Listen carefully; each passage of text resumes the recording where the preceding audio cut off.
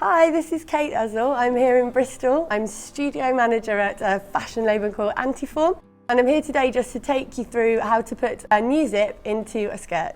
So we've got our invisible zip, which comes up to here. I've got to measure that it's the same length, which is here. We're going to just sew across the bottom of our zip. When you've got your zips, you don't actually necessarily have to buy exactly the right one. There we go, bingo. So, we are going for there. I'm going to go across we're doing a reverse stitch and then back over again. I'll do one more reverse for luck. Take that one out. Now we're going to snip off the bottom of our zip and that's it. The next thing I need to do, as I was saying, is just remove the zip from before. So I would start at the bottom where it's really easy to see the stitches. I've got an unpicker here. Just pulling then. There we go. And you just snip across and it pulls straight out. So that's much quicker, as you can see. So I'm just going to take out the rest of this zip and then we can set about putting the new one in.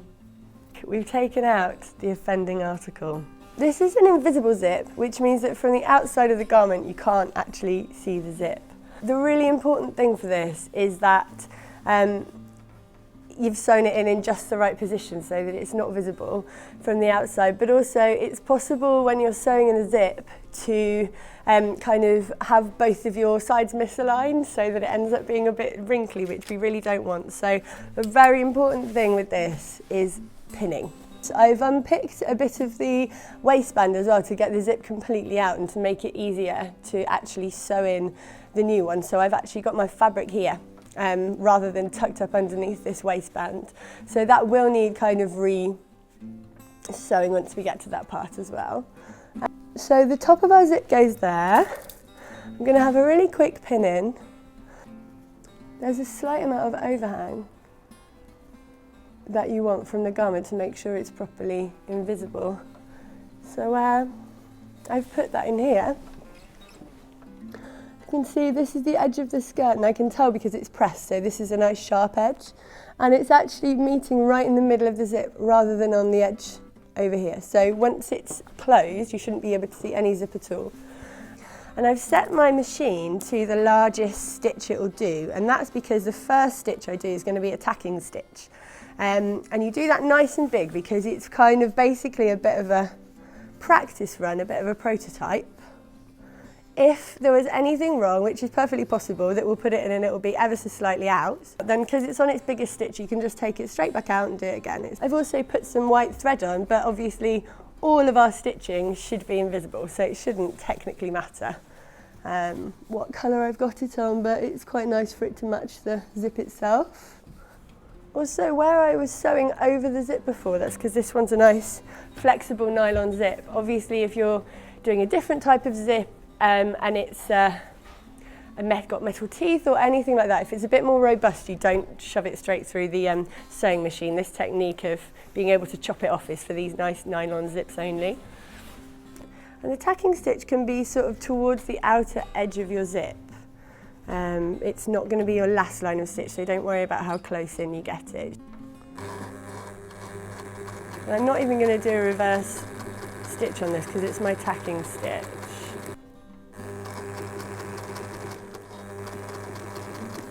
And I've managed to just sneak past the actual zip, but when I do it again in a minute, I'm going to have to move that back out of the way. I won't be able to fit it past the machine, but while I'm on my tacking stitch, I can do.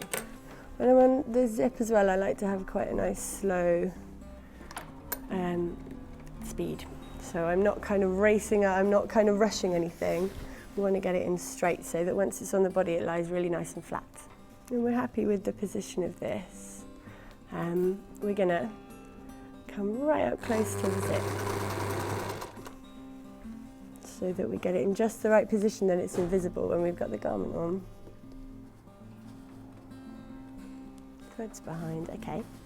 Now I'm going to go in Right, so we've got most of our zip in, so we're just going to zoom up the home straight.